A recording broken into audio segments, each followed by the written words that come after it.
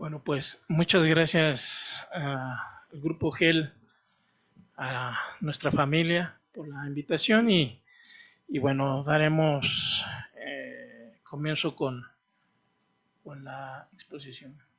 Bueno, antes que nada quiero presentarles pues los hallmarks que se han desarrollado en cualquier tipo de cáncer.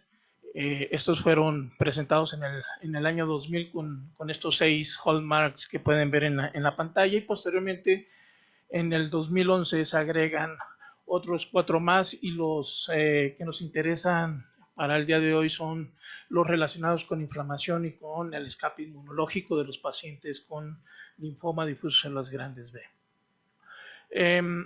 Pero no solamente eso, ya en el 2022 otra vez se han modificado estos hallmarks agregándose 4 más y como pueden ver ustedes, mucho con lo que actualmente se está generando en terapias innovadoras basadas en algunos de ellos. Quiero comenzar con esta diapositiva en el cual el microambiente tumoral es importante. Anteriormente nosotros pensábamos que la respuesta inflamatoria que veía el patólogo en una pieza histológica era porque el cuerpo trataba de defenderse contra la célula tumoral y esas células inflamatorias iban dirigidas contra las células neoplásicas. Actualmente sabemos que no es así, que estas células que rodean a la célula tumoral son atraídas por las mismas células tumorales para poder satisfacer las propias necesidades de las células neoplásicas. Y bueno, ustedes pueden ver en esta imagen cómo en el microambiente, en el material extracelular, pues hay diferentes componentes como colágena, como fibronectina, como laminina, que tienen una conexión directa con la célula tumoral, en la cual hay un incremento de ciertas vías intracelulares que van a favorecer a la proliferación, a la disminución de la apoptosis y obviamente que esta célula se vuelva inmortal y que pueda invadir, metastatizar a otras regiones o infiltrar a otras regiones. Los primeros estudios que se hicieron en linfoma difuso en las grandes es un estudio de Lenz, publicado en el New England Journal of Medicine, en el cual él diferencia dos tipos de microambiente tumoral en los linfomas difusos en las grandes B. Uno que le llamó estromal 1, que tiene que ver mucho más con el aspecto de fibronectina o de Sparks en la célula tumoral. Esa imagen, no quiero utilizar el apuntador porque he visto que luego se salta uno como 20 para adelante, pero bueno, voy a intentarlo. No me pasó nada. Esta es el estromal 1, donde la célula neoplásica expresa estos marcadores y tienen un buen pronóstico.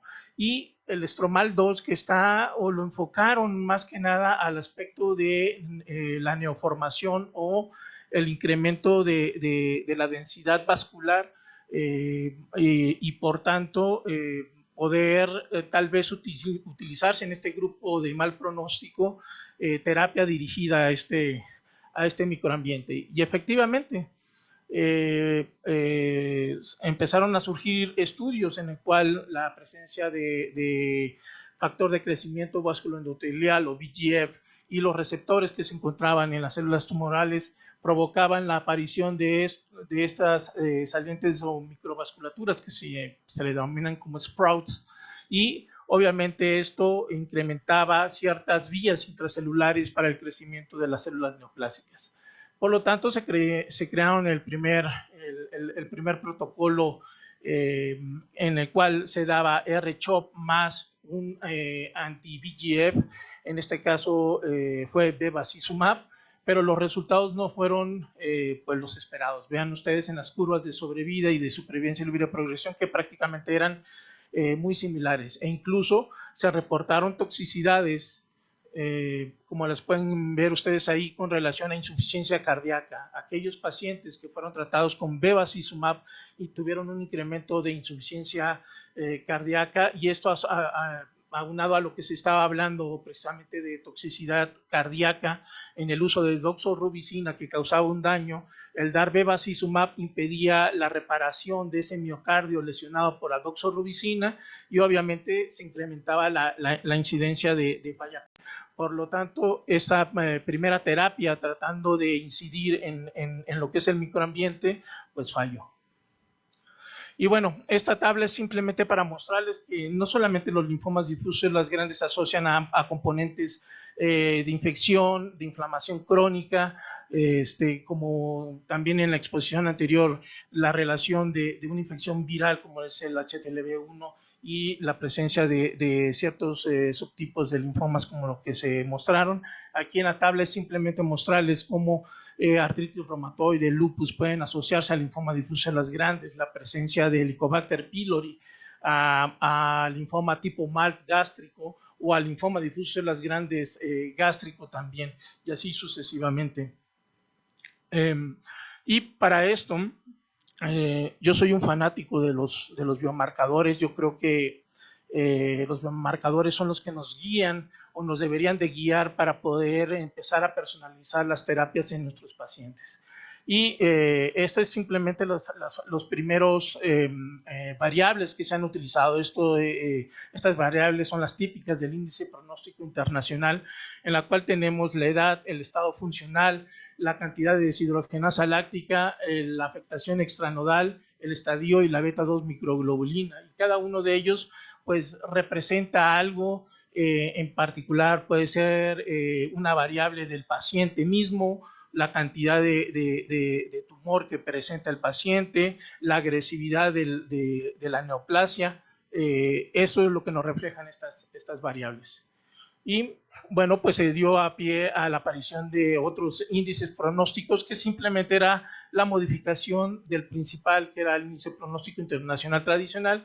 Aparece el IPI revisado en pacientes que recibieron rituximab, ya que el primer índice no existía esta molécula, o el NSCN-IPI o el GEL-TAMO-IPI, que también fueron modificando, utilizando las mismas variables que se habían presentado en el primer IPI. Si se fijan, en ninguna de ellas no refleja el aspecto inflamatorio o el aspecto inmunológico de la misma neoplasia, que actualmente se le está dando mucho más hincapié. Y posteriormente empiezan a surgir algunos biomarcadores, como ustedes pueden ver aquí, que probablemente tengan que ver con el microambiente, pero que lo podemos obtener a través de la sangre periférica, tratando de asociar lo que se veía en sangre periférica a lo que ocurría en el microambiente tumoral. Y estos son los índices de linfocitos monocitos, de neutrófilos linfocitos, y ustedes pueden ver aquí cada una de las referencias en las cuales ya se ha reportado el índice de plaquetas linfocitos, la cantidad de hemoglobina o la presencia de albúmina sérica baja. Bueno, nosotros en GEL lo que intentamos hacer fue tratar de ver qué biomarcador de estos que les acabo de mostrar podría ser el más efectivo o el que mejor se asociara a la población a la que nosotros representamos. Y ustedes pueden ver en azul lo que es la albúmina, como el área bajo la curva de la albúmina es mucho mejor que de la de los otros marcadores. Y cuando nosotros comparamos la albúmina sérica contra el ratio de linfocitos monocitos, de neutrófilos linfocitos y de plaquetas linfocitos, pues siempre fue mejor el simple hecho de usar la albúmina o de detectar en qué nivel se encontraba la albúmina como un biomarcador no solamente de inflamación que rodea a un paciente con un linfoma, sino también en el aspecto de nutrición en este tipo de pacientes, que es importante principalmente para las toxicidades de las terapias que damos. Y ¿cuál es la importancia de esta albúmina? Ustedes pueden ver en la gráfica de su lado izquierdo cómo entre más disminuía la albúmina, el riesgo relativo de mortalidad se incrementaba al tener albúmina baja. Y eso también se vio en un estudio en el hospital de Minneapolis de los veteranos, en los cuales vean ustedes cómo los pacientes que estaban internados, muchos de ellos tenían albúmina baja, como un biomarcador de pacientes que se tenían que internar por estar en un mal estado, a diferencia de aquellos que se encontraban por fuera, en los cuales la albúmina se encontraba en cifras mucho más elevadas. Y no solamente eso, el MD Anderson en los años 90 reportó la presencia de un incremento de interleucina 6 en pacientes con linfoma comparados con control, y cuando correlacionaban los niveles de albúmina y la interleucina 6, lo que se observó fue que entre mayor cantidad de albúmina, menor cantidad de interleucina 6. Todo esto en el contexto de inflamación. Aquí pueden ver cómo se comportaban las curvas de sobrevida, en el cual si la interleucina 6 era menor de 1.9, la sobrevida era mucho mejor que aquellos que tenían una cifra de 1.9 o más, en el sentido de supervivencia libre de progresión o de supervivencia global. Y no solamente eso, también habíamos hablado de la nutrición de estos pacientes o de la presencia de sarcopenia, y la presencia de interleucina 6 es la que mejor se asoció a la presencia de sarcopenia en estos pacientes. Otro tipo de interleucinas como la interleucina 10 o el ratio entre interleucina 6 e interleucina 10 sí mostraban un incremento comparado en pacientes de sarcopenia, no sarcopenia, pero no como los niveles absolutos de interleucina 6. Y bueno, en el contexto de nuestro grupo, evaluamos la presencia, evaluamos la cantidad de la influencia de la albúmina sérica en la sobrevida de los pacientes. Y ustedes pueden ver que encontramos tres tipos de poblaciones. Una donde la albúmina era normal, con un punto de corte que nosotros en este momento lo teníamos en 3.2, bajo, 3.2 a 2.5, y muy bajo, menor de 2.5. Y vean cómo las curvas de sobrevida, pues en aquellos que era muy bajo, prácticamente antes de los 2 años, menos del 25% ya había fallecido. Así visto también en los que tenían un suero de una albúmina sérica también bajo, y gran diferencia con los que tenían una albúmina normal considerados. Esto en una población de 1.191 pacientes que analizamos. Y esto es simplemente el multivariado que se realizó, donde tanto la beta-2 microglobulina como el tener muy baja o baja la albúmina, pues asociaba a una mayor mortalidad.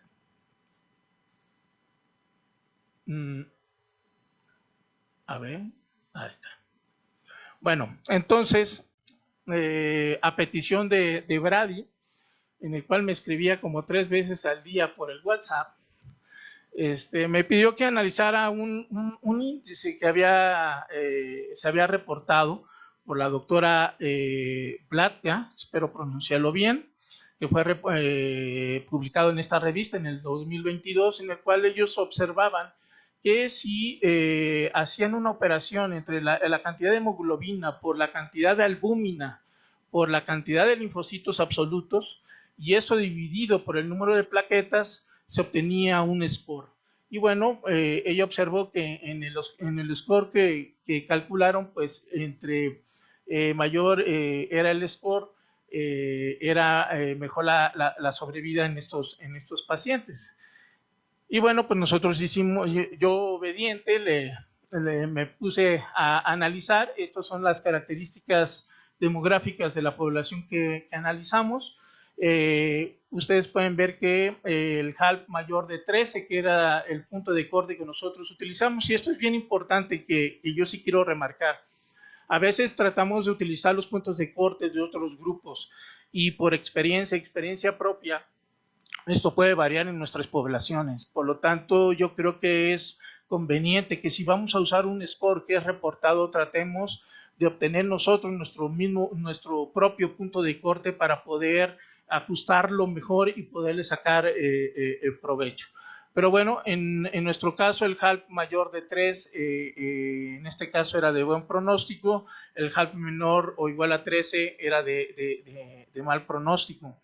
En el grupo de la doctora Blatka, el punto de corte fue mayor de 21. Una diferencia que ahora trataré de explicarles por qué creo que sucedió. Y bueno, estas son las curvas de sobrevida cuando el HALP era mayor de 13 o menor de 13. Vean ustedes cómo mayor de 13 pues se comportaba con un grupo de buen pronóstico, a diferencia del otro grupo, con las medianas de sobrevida que ustedes pueden ver aquí. Pero cuando llegamos a los análisis univariados y multivariados, en el univariado no hubo ningún problema. Este score realmente se asociaba a una mayor mortalidad, pero cuando lo metimos al multivariado, este score perdió su fuerza y no nos daba el mismo resultado que les daba al grupo de la doctora Blatka. De nuevo voy a tratar de explicarles el por qué creo que nos pasó a nosotros en este sentido. Y creo que es aquí. ¿Por qué las diferencias entre un estudio donde tenía pues la albúmina, que para nosotros es importante, la presencia de linfocitos, la presencia de neutrófilos, que también para nosotros era importante en el sentido del índice de neutrófilos linfocitos? Bueno, pues la primera pregunta, o lo que quise primero evaluar, era si nosotros tenemos diferencias en los resultados de esos biomarcadores absolutos.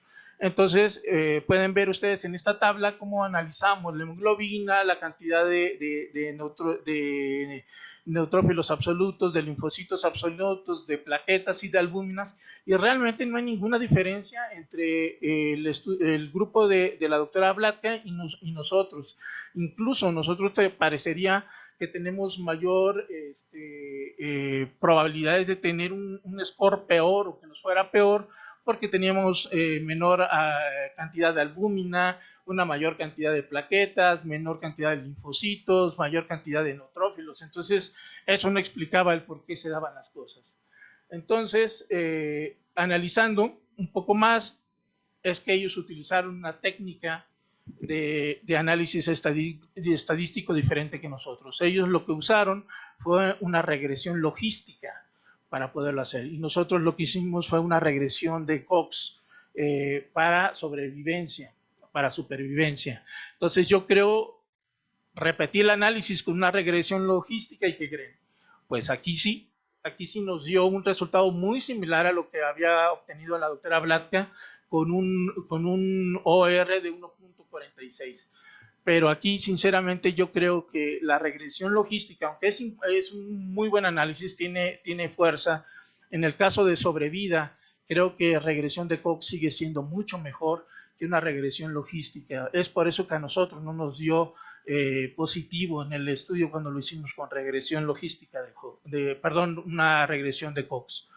Y bueno, el siguiente índice que me pidió Brady que revisara fue un score asociado a inflamación e inmunidad sistémica, en el cual se le llama o se le abrevia como SII. Este fue publicado por un grupo chino y, como pueden ver, pues la sobrevida en aquellos que tenían un SI bajo era mucho mejor que aquellos que tenían un SI elevado. ¿Y cómo se obtiene este índice? Bueno, pues se obtiene con el conteo de neutrófilos absolutos por plaquetas absolutas entre los linfocitos absolutos por 100. Y lo que nosotros observamos primero fue diferenciarlo. Igual hicimos una curva ROC, donde el punto de corte de nosotros fue un poquito más abajo, muy parecido. El de ellos fue 1686, el de nosotros fue de 1640 como punto de corte.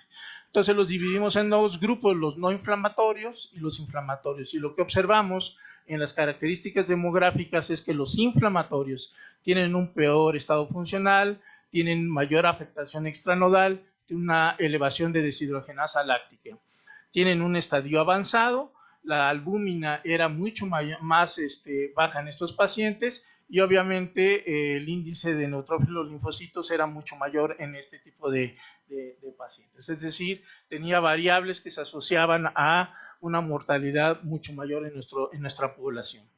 Y cuando hicimos las curvas de Kaplan-Meier, pues esto nos reveló lo mismo, ¿no?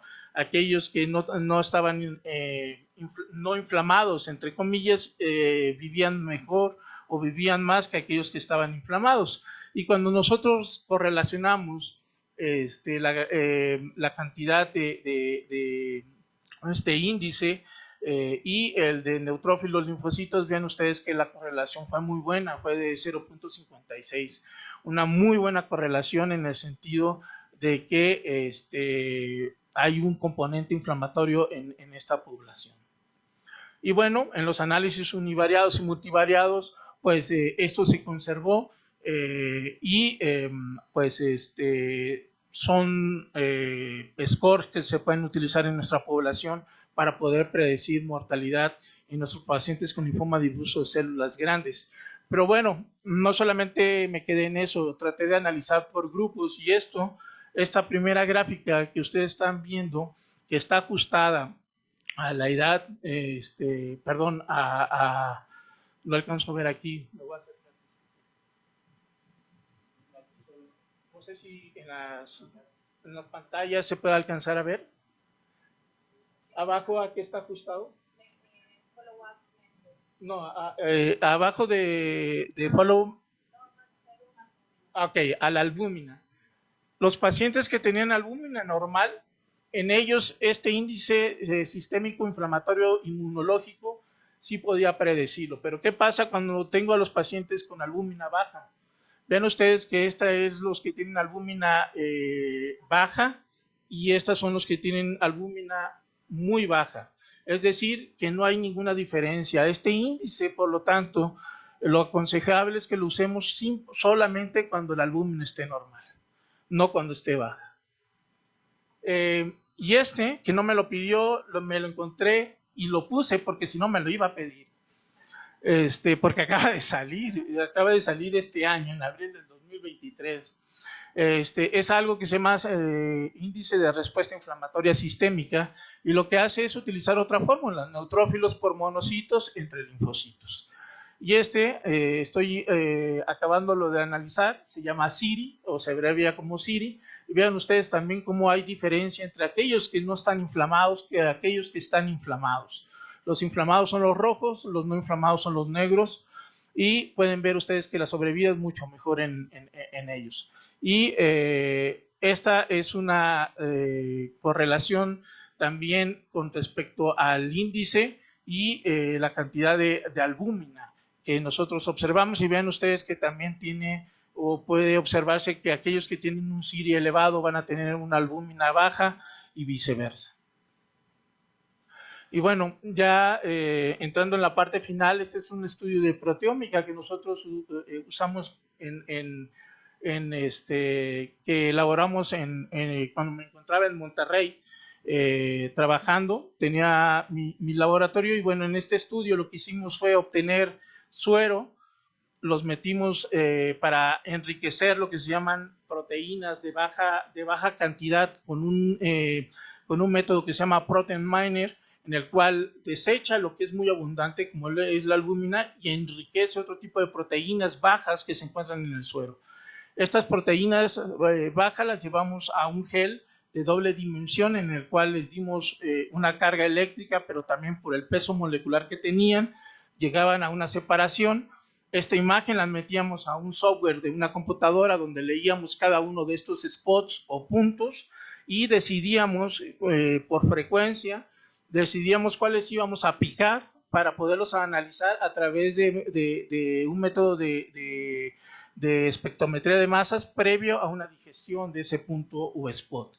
Y bueno, esto es en vivo, esto es lo que nosotros le llamamos un master gel. Después de que hicimos una separación individual, lo que hacemos es juntar todos o las imágenes, las juntamos todas, las fusionamos, creamos una imagen master en la cual observamos cuál es la zona que nosotros vamos a picar y en otro procedimiento juntamos esos sueros, hacemos esta misma gel y ahí es donde picamos y mandamos a analizar. ¿Qué es lo que observamos? Lo primero es que observamos que hay un incremento de proteínas como la N-metiltransferasa de histona lisina, un incremento de glutatión peroxidasa 3 y varios amiloides que nos hablaban de un componente inflamatorio. La que más nos llamó la atención fue la glutatión peroxidasa 3 porque se observó comparado con aquellos de grupo control en un 72%, en el grupo control solamente se vio un 10% con una diferencia significativa. Pero no solamente eso, había otro tipo de proteínas, como ya les mencioné, que tienen que ver con procesos inflamatorios. Eso nos confirma que los pacientes con linfoma difuso células grandes tienen un estadio inflamatorio de algún tipo o modelo. Y vean ustedes que utilizando proteómica lo que encontramos fue un estado inflamatorio, una vía antioxidante como es el GPX3, es la única glutatión peroxidasa que está en suero y por eso la hace mucho más interesante como biomarcador, porque no tenemos ni 1, ni 2, ni 3, ni 4, ni 5, sino es la 3, es la única que se encuentra en suero. Y obviamente cambios en la metilación de histonas también. Y por lo tanto, lo que decidimos fue valorar las respuestas dependiendo de los niveles de glutatión peroxidasa 3 y nos llevamos una sorpresa. Los que tenían una respuesta completa tenían un incremento de la GPX3, los que tenían una parcial o que tenían falla al tratamiento tenían niveles mucho más bajos de GPX3. Por lo tanto, también podría ser un biomarcador de respuesta, como lo vamos a ver más adelante, de respuesta al tratamiento con R-CHOP, previo al tratamiento. Y bueno, lo que hicimos fue evaluar en un grupo pequeño de 57 pacientes, se les dio R-quimioterapia, nos quedamos con 38, 18 fueron excluidos por diferentes razones. De estas 21 obtuvieron respuestas completas y 17 falla al tratamiento o respuestas parciales. Y lo que nos encontramos en el punto de corte, que fue de 47, con esta curva ROC que era bastante sólida, pues evaluamos la sobrevida global y vemos que los que tienen un GPX3 mayor de 47 tienen una sobrevida mucho mejor que aquellos que tienen un GPX3 bajo. Y bueno, para concluir, tenemos que la evasión de inflamación e inmunidad son dos importantes hallmarks en cáncer, y no solamente en cáncer, sino en linfoma difuso, en linfomas o neoplasias linfoides.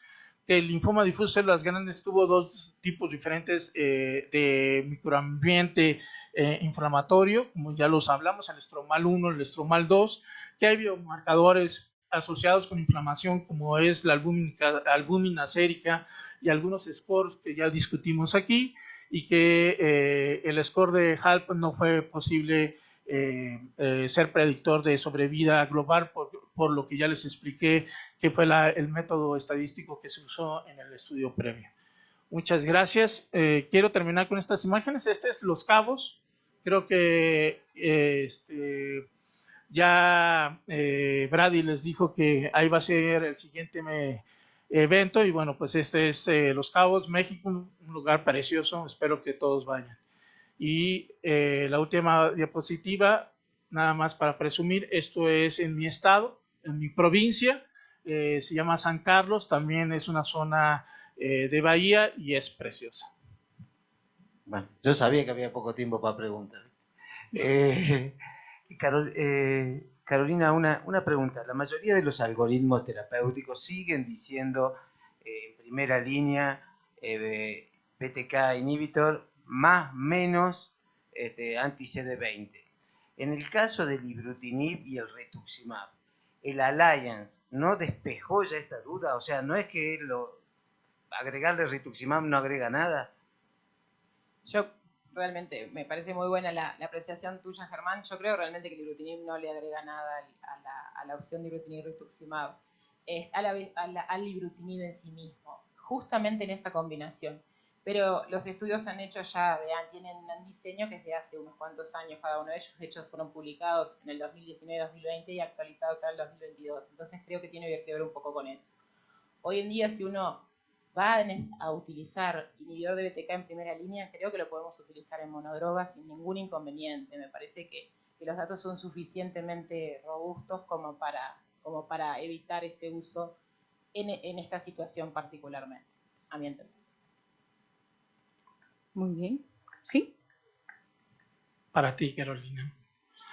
Aprovechando la pregunta de Germán, pero si estamos buscando que tengamos terapias finitas y esto lo va a dar la enfermedad mínima residual, ¿cuáles son los resultados entre ibrutinib como monoterapia y ibrutinib y un anti-CD20 agregado? ¿Qué te da mejor o qué te da una respuesta más profunda? Yo creo que el problema es que con los inhibidores de BTK no buscamos lograr respuestas completas y no buscamos lograr enfermedad mínima residual negativa. Tienen una función bien diferente. Si los usamos solos o en combinación con anti-CD20, esos pacientes tienen que ir a largo plazo. O sea, se sabe que si se suspenden, la enfermedad vuelve en un periodo de tiempo diferente según los factores pronósticos. Sí que digo que el cambio es fundamental cuando se utiliza un inhibidor de BTK versus asociado al venetoclax. En ese caso, las respuestas, la verdad que son impresionantes. Creo que logran hacer 3 meses de ibrutinib y 12 meses luego de venetoclax, logran enfermedades mínimas residuales muy altas, más del 60%, y mantenidas en el tiempo, que creo que es lo que, creo a mi entender, que va a ser lo más importante futuro. Pero creo que conceptualmente no es lo que buscamos con los inhibidores de BTK. Capaz que en un viejito, bueno, que alguien no va a buscar eso, creo que siguen siendo una opción buena, son una opción buena hoy en día, pero a futuro me parece que en los pacientes jóvenes deberíamos ir por tratamientos acotados. Caro, chévere, como siempre. Una pregunta, pero tiene que ver un poco con las circunstancias de los pacientes con estadios tempranos que no vamos a tratar, y este hallazgo del último estudio alemán donde ibrutinib versus placebo, eso no funciona. Placebo sigue siendo aparentemente mejor. ¿Qué te parece a ti? Parece que ese estudio estuvo muy adecuado, o sea, me parece que estuvo muy adecuado hacerlo en algún momento porque se venía cuestionando esa necesidad desde hace mucho. Yo escuché la presentación el año pasado y me parece que fue muy correcta. Creo que no agregar toxicidad en una enfermedad que es no curable y a largo plazo es uno de nuestros objetivos. Cuando el paciente tiene indicación de tratamiento, bueno, ahí es necesario ya poner todas las herramientas terapéuticas en juego. Pero un paciente que no tiene indicación de tratamiento, lo estamos tratando en definitiva, como siempre se dice, y a su vez el costo es altísimo para algo que no te va a dar un beneficio. Entonces yo realmente tampoco creo que una enfermedad que no se ha demostrado ser curable, hoy en día con las drogas que tenemos, sea posible hacer una comparación con otras versus watch and wait y que eso dé un beneficio real. A mi entender creo que es honesto y adecuado seguir haciendo observaciones en los pacientes que no tienen indicación de tratamiento, porque las chances de nosotros agregar toxicidad son altas. Muchas gracias a nuestros excelentes ponentes. Gracias a todos por la atención. Vamos ahora a un descanso y nos vemos en 10 minutos, por favor.